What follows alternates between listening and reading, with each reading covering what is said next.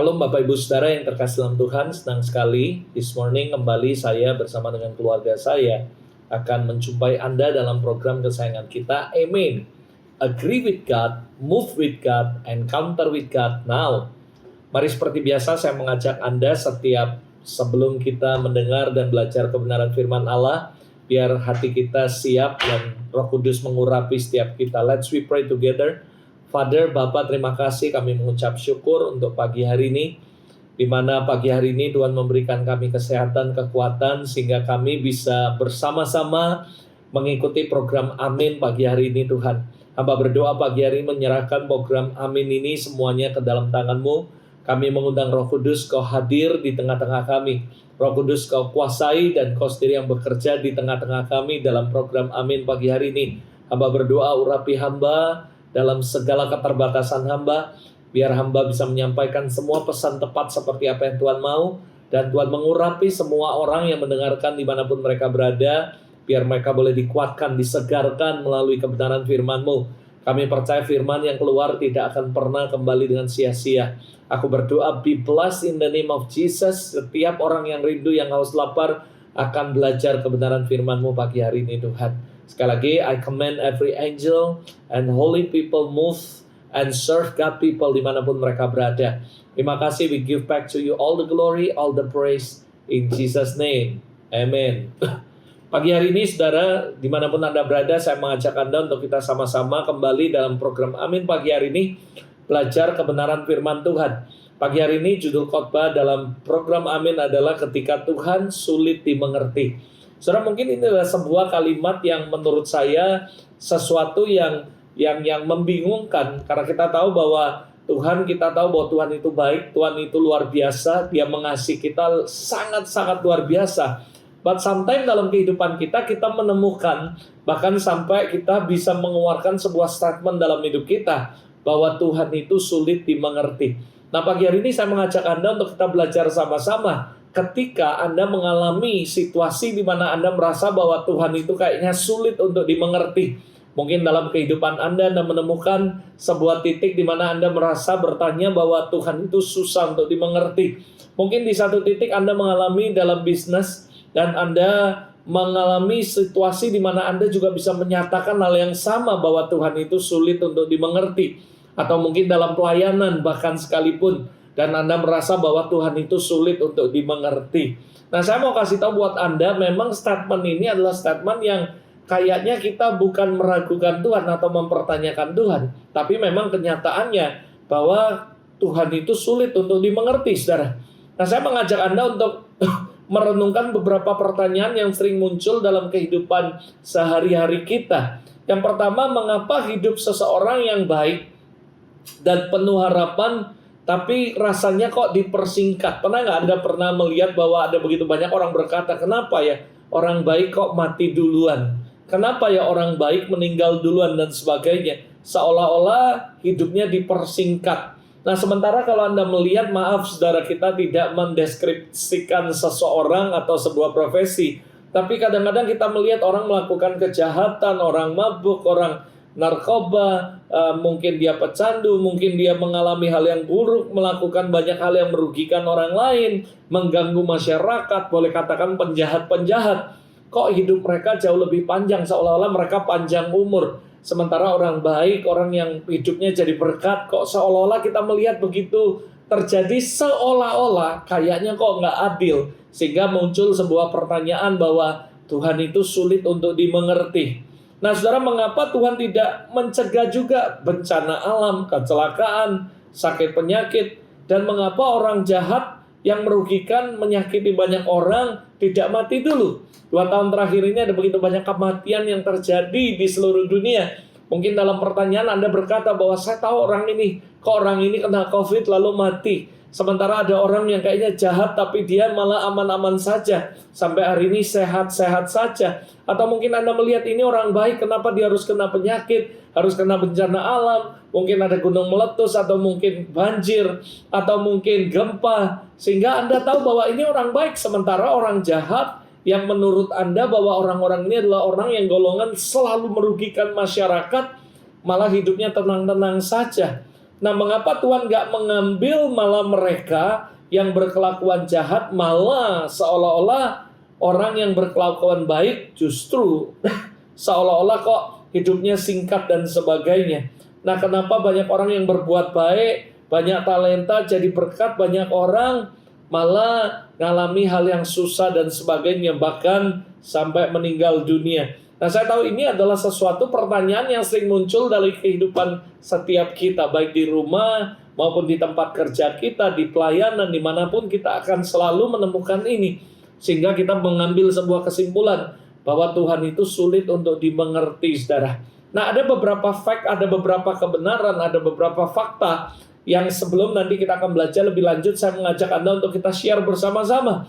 Yang pertama, kebenarannya adalah memang kita tidak dapat memahami jalan pikiran Tuhan. Saudara, ada begitu banyak ayat dalam firman Tuhan mengatakan yang demikian. Memang kita nggak dapat benar-benar memahami jalan pikiran Tuhan. Saudara, Amsal 25 ayat 2 berkata, kemuliaan Allah ialah merahasiakan sesuatu. Yesaya 45 ayat 15 berkata, sungguh Engkau Allah yang menyembunyikan diri, saudara. Ulangan 29 ayat 29 dikatakan, hal-hal yang tersembunyi ialah bagi Tuhan Allah kita, saudara. Jadi dari ayat-ayat ini Anda menemukan bahwa memang manusia tidak bisa memahami jalan pikiran Tuhan. Saudara, Pengkhotbah 11 ayat 5, sebagaimana engkau tidak mengetahui jalan angin dan tulang-tulang dalam rahim seseorang perempuan yang mengandung, demikian juga engkau tidak mengetahui pekerjaan Allah yang melakukan segala sesuatu, saudara. Dari ayat ini Anda bisa menyimpulkan bahwa manusia tidak dapat benar-benar memahami pikiran Tuhan. Satu ayat lagi, Yesaya 55 ayat 8. Sebab rancanganku bukan rancanganmu. Ayat ini sudah populer sekali. Dan jalanmu bukan jalanku. Demikian firman Tuhan. Seperti tingginya langit dan bumi, demikianlah tingginya jalanku dari jalanmu dan rancanganmu dari rancanganku. Saudara, kalau Anda perhatikan ini, kita menyimpulkan sebuah conclusion bahwa manusia tidak dapat memahami jalan pikiran Tuhan. Suka tidak suka, mau nggak mau, this is the truth. Ini kebenaran bahwa tidak ada manusia yang bisa benar-benar memahami jalan pikiran Tuhan. Yesaya 55 ini jelas sekali berkata, rancanganmu bukan rancanganku, jalanmu bukan jalanku. Dan dikatakan bedanya langit dan bumi. Jadi pikiran Anda dan pikiran Tuhan jauh sekali bertolak belakang. Somehow apa yang Anda pikirkan, apa yang Anda punya ide, belum tentu Tuhan punya ide. Sampai ada yang berkata bahwa good idea pun belum tentu God idea. Kenapa? Karena saudara, ini kebenaran bahwa Anda dan saya tidak bisa memahami pikiran Tuhan. Kita nggak bisa memahami apalagi menelusuri jalan-jalannya Tuhan, saudara. Dan ini adalah sebuah kebenaran yang Anda mau tidak mau, suka nggak suka, kita nggak bisa bantah, kita nggak bisa pungkiri bahwa ini kebenarannya. Anda tidak bisa memahami pikiran Tuhan. Nah, yang kedua, kebenaran ini yang harus kita lanjutkan adalah setelah Anda dan saya, kita nggak bisa memahami, kita harus belajar memahami jalan Tuhan. Yang pertama tadi sebuah kebenaran, sebuah hal yang penting yang harus Anda perhatikan, yang Anda tahu bahwa kita nggak bisa memahami jalan pikiran Tuhan. Nah, yang kedua saya mengajak Anda, yuk kita belajar memahami. Loh, Pastor tadi katanya nggak bisa memahami, lalu kok sekarang belajar? Justru karena kita nggak bisa memahami, karena pikiran Tuhan nggak sejalan dengan pikiran kita. Apa yang Dia pikirkan itu berbeda dari apa yang kita pikirkan. Kita harus belajar memahami bukan pikiran kita, apalagi mendikte Tuhan dengan pikiran kita, tapi kita harus follow Him, kita harus ikuti Dia. Belajar mulai memahami jalannya Tuhan. Lalu ketika Anda mulai sedikit demi sedikit dibuat mengerti pikiran Tuhan, jalan Tuhan, Anda harus ikuti, saudara. Mazmur 25 ayat 10 berkata, segala jalan Tuhan adalah kasih setia dan kebenaran bagi orang yang berpegang pada perjanjiannya dan peringatan-peringatannya. Saudara, saya tahu tidak mudah memahami, mengerti jalan Tuhan.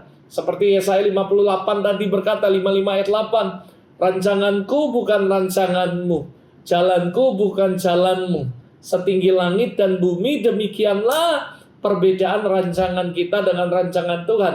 Nah, karena tak mampu memahami jalan Tuhan, itu sebabnya ada begitu banyak manusia cenderung akhirnya memaksa Tuhan untuk mengikuti kemauannya, kehendaknya, rencananya, pikirannya, kemauannya. Tetapi kita sendiri tidak mau mengikuti jalan Tuhan. Makanya sebuah kebenaran ketika Anda mengetahui bahwa jalan Tuhan, kita nggak bisa memahami pikiran dan jalannya Tuhan, kita harus belajar memahami. Mulai buang ego kita, mulai tinggalkan, lalu kita mulai tidak bisa memaksa Tuhan untuk mengikuti kehendak kita, jalan kita. Tapi kita follow Him, kita ikuti Dia, belajar memahami jalannya Tuhan. Jalan Tuhan itu memang sulit untuk dimengerti dan kebanyakan tidak masuk akal, saudara. Saya secara pribadi melalui the story of faith, the journey of life dalam kehidupan saya, seringkali justru apa yang saya pikirkan itu nggak sama dengan apa yang Tuhan pikirkan.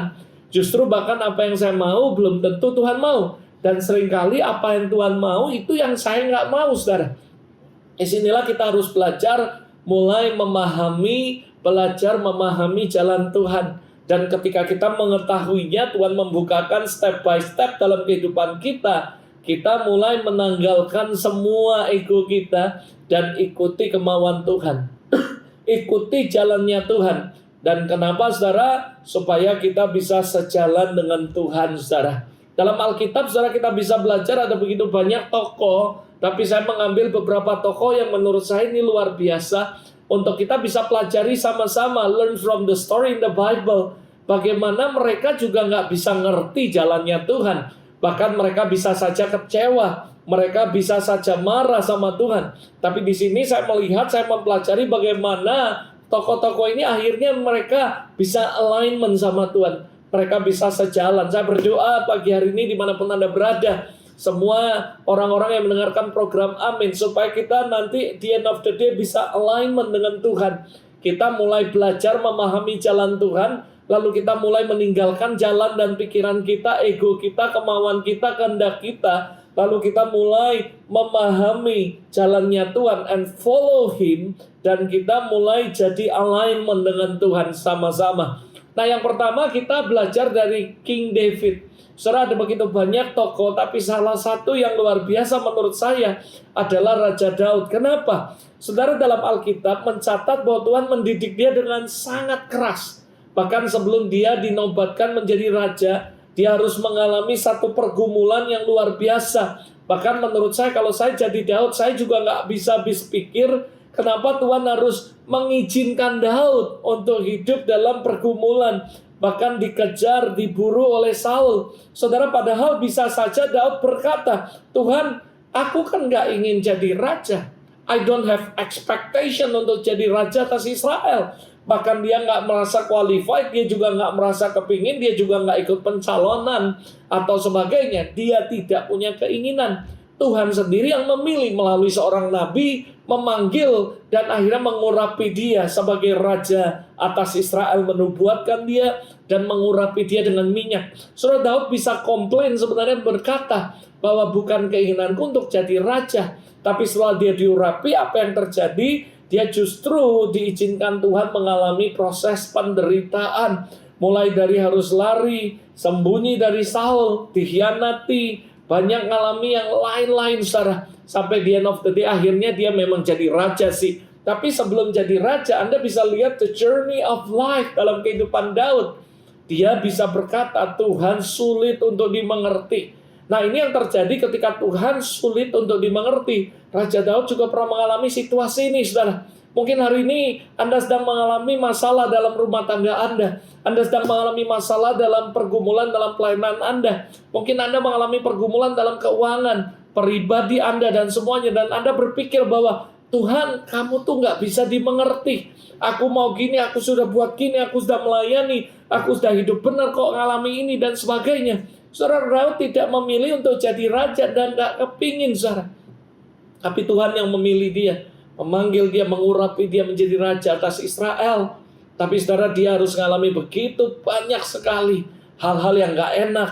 Tapi sekali lagi, saudara, ketika Tuhan sulit untuk dimengerti, Raja Daud terus belajar untuk alignment dengan Tuhan. Ada begitu banyak mazmur yang dia tulis, saudara, yang luar biasa.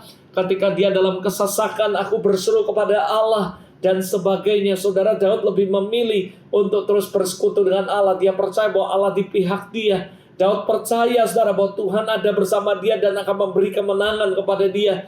Daud bahkan berkata, saudara, lebih baik aku jatuh di dalam tangan Tuhan daripada manusia. Karena saudara, saya percaya Daud benar-benar mengerti bahwa jalan pikiran Tuhan dengan jalan pikiran dia berbeda. Tapi dia mempercayakan seluruh kehidupannya kepada Tuhan. Karena saya percaya ketika kita belajar memahami pikiran Allah and we follow Him, maka percayalah saudara, di end of the day, kehidupanmu akan berkemenangan. Kehidupanmu akan mengalami keberhasilan. Kehidupanmu akan mengalami hal yang ajaib bersama Tuhan. As long as you believe Him.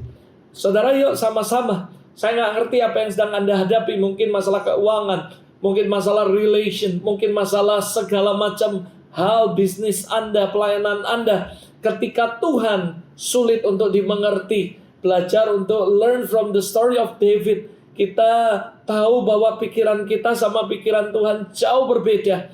Jangan memaksakan kehendak kita. Jangan memaksakan apa yang menjadi kemauan kita. Tapi kita belajar memahami pikiran Tuhan. Belajar memahami jalan Tuhan. Dan mulai kita mengikutinya. Saya berdoa supaya Anda dan saya dimanapun Anda berada, ayo belajar memahami jalan Tuhan walaupun sulit. Tapi saya percaya ketika Anda punya kerinduan, kemauan untuk terus belajar, untuk memahami jalan dan pikiran Tuhan, Dia akan menuntun Anda. Dan akhirnya Anda akan mengalami sejalan sama Allah, alignment. Paulus, saudara, seorang rasul yang dipakai Tuhan secara luar biasa. Nyembuhin orang sakit, ngusir setan, dan segala macam hal yang dahsyat, saudara. But the end of the day, dia pernah mengalami ketika Tuhan sulit untuk dimengerti. Kenapa dia berdoa, minta supaya Tuhan melepaskan duri dalam daging, dalam kehidupannya, saudara. Tapi saudara, apa yang terjadi? Anda bisa memikirkan bahwa, wow, kenapa ya orang seperti Paulus dipakai Tuhan luar biasa. Tapi ada kondisi di mana ketika Tuhan sulit untuk dimengerti. The story of my mom, saudara, melayani dengan luar biasa cinta Tuhan. Saya tahu bagaimana kehidupan dia tiap pagi, bangun, tengah malam bangun, doa, hidup sungguh-sungguh, melakukan firman Tuhan, takut Tuhan. Dan ada begitu banyak manifestation supranatural, doain orang sakit sembuh dan sebagainya. Dia berdoa, tangannya keluar minyak, lalu minyaknya diurapi yang sakit disembuhkan, dan banyak sekali mengalami hal yang ajaib. But dia sendiri mengalami sakit beberapa tahun terakhir ini, saudara. Dan dalam proses pemulihan demi pemulihan, saya melihat bagaimana kita kadang-kadang bisa berkata, Tuhan sulit untuk dimengerti. Saya tahu ketika kita masuk dalam sebuah kondisi, lalu kita berkata, ketika Tuhan sulit untuk dimengerti. Saya tahu, saya ngerti, saudara, kenapa? Kami ngalami, saudara. Bagaimana saya merawat orang tua saya bersama dengan istri saya. Kami melihat, saudara, bagaimana proses ini. Dan kita bisa berpikir, Tuhan sulit untuk dimengerti. Paulus juga bisa merasa kecewa. Bisa imannya lemah. Tapi dia merasa, saudara, bahwa dia mengerti, menyadari. Dan akhirnya, saudara, baik Daud maupun Paulus, dia mengerti maksud dan tujuan Tuhan bagi mereka di tengah-tengah kondisi sulit. Saya percaya, saudara, beberapa waktu lalu Roh Kudus bicara secara jelas, saudara, bahwa penantian kita kepada Allah tidak akan pernah sia-sia. Apapun yang kita kerjakan tidak akan pernah sia-sia. Bahkan sementara kita menunggu apa yang menjadi penggenapan janji Tuhan, Dia sudah bekerja dan turut bekerja di tengah kita. Jadi saya percaya baik Daud maupun Paulus, akhirnya mereka mengerti.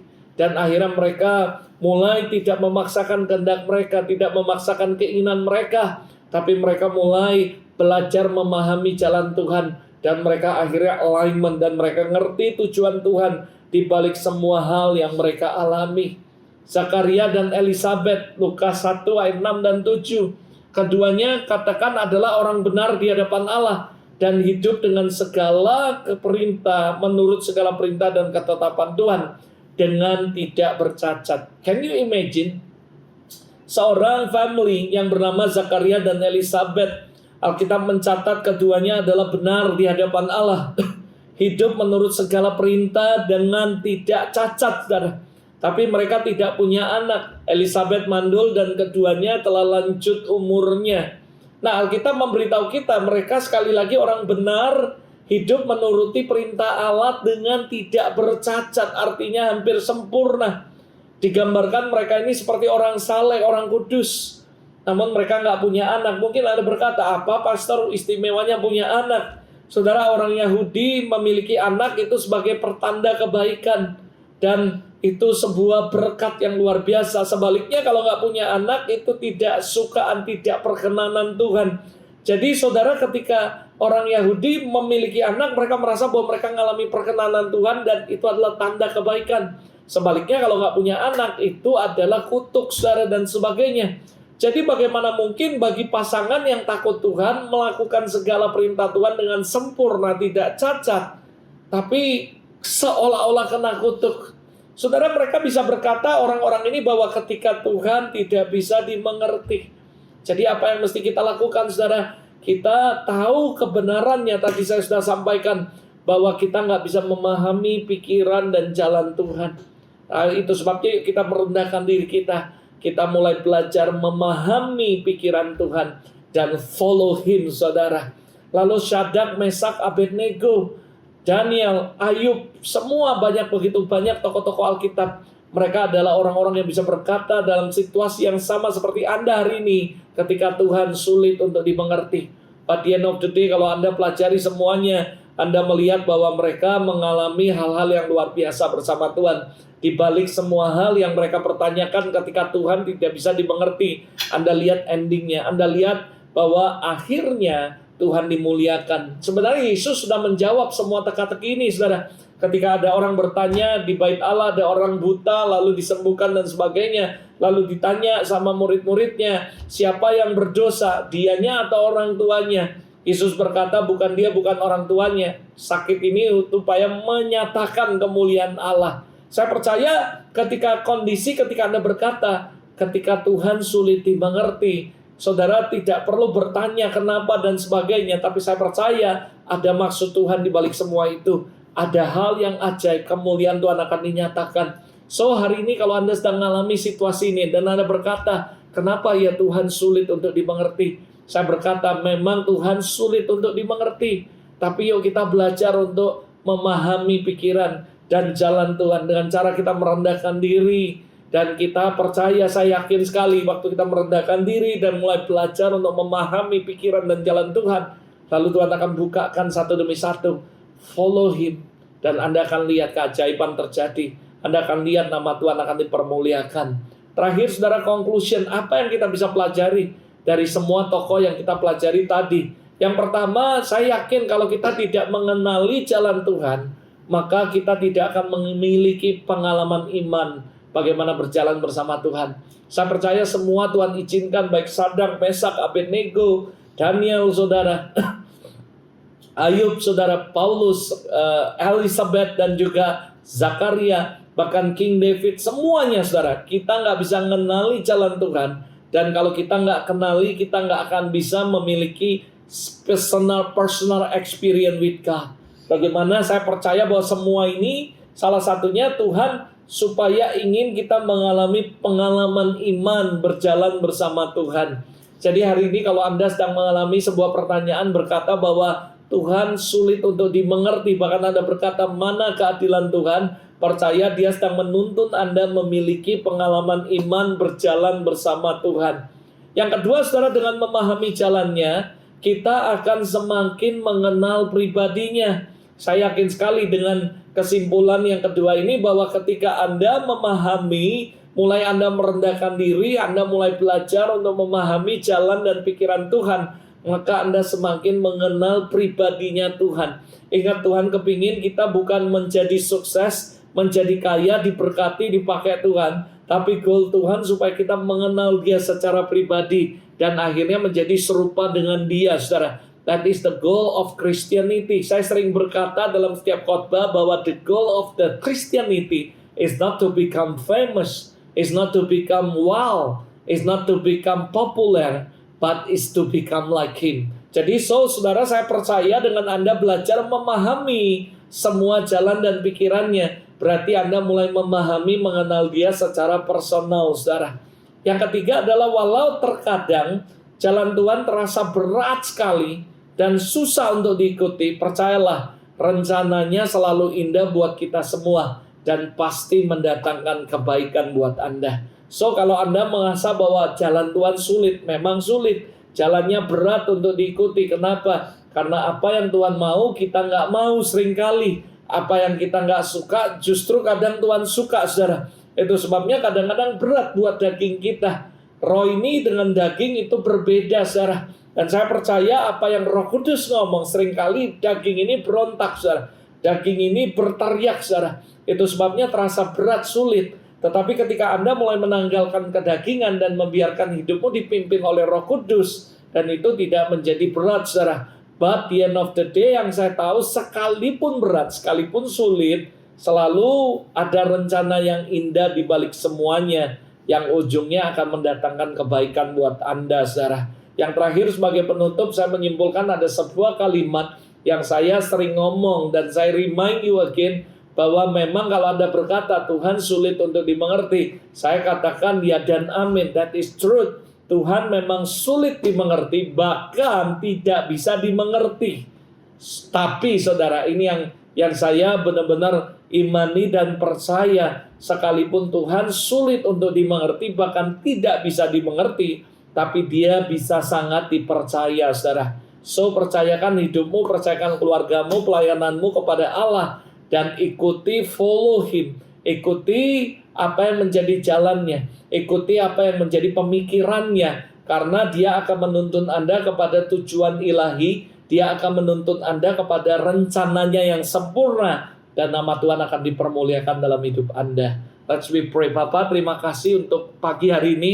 Kami bersyukur Tuhan untuk firman-Mu dan memberkati, menguatkan setiap kami. Dan biar kami semua dimanapun kami berada, hari ini kami mulai untuk menyadari bahwa kami nggak bisa memahami pikiran dan jalan Tuhan. Tapi kami mau merendahkan diri kami untuk kami belajar memahami sedikit demi sedikit jalan-jalan-Mu, pikiran-Mu. Dan ketika kami mulai dibukakan satu demi satu, biar kami bisa follow You, Lord. Kami bisa mengikuti Engkau, dan kami mulai alignment dengan Engkau, Tuhan. Kami tahu Tuhan izinkan semuanya supaya kami punya pengalaman iman berjalan bersama Tuhan. Kami tahu semua Tuhan izinkan sampai kami merasa bahwa Tuhan sulit untuk dimengerti, supaya kami bisa mengenal Kau secara pribadi. Dan supaya kami percaya Tuhan bahwa the end of the day Engkau membawa kami kepada rencana-Mu yang sempurna. Dan aku berdoa hari ini untuk setiap umat-Mu dimanapun mereka berada. Bless them with abundantly and overflowing. I speak life, I speak healing, restoration, and breakthrough upon their life, upon their ministry, family, business. In Jesus' name, be blessed, be blessed, be blessed, be blessed. Terima kasih Bapak. Kami mengucap syukur and we glorify You, Lord. Dalam nama Yesus kami berdoa. Amin. Amin. God bless you. Have a great day with Jesus this morning. Dan saya berdoa, saudara sekali lagi ingat, saudara, ikuti Dia. Dan terus untuk belajar merendahkan diri, mulai memahami jalan dan pikiran Tuhan. Percaya rencananya indah bagi saudara. God bless you and see you next week dalam program Amin berikutnya. God bless you.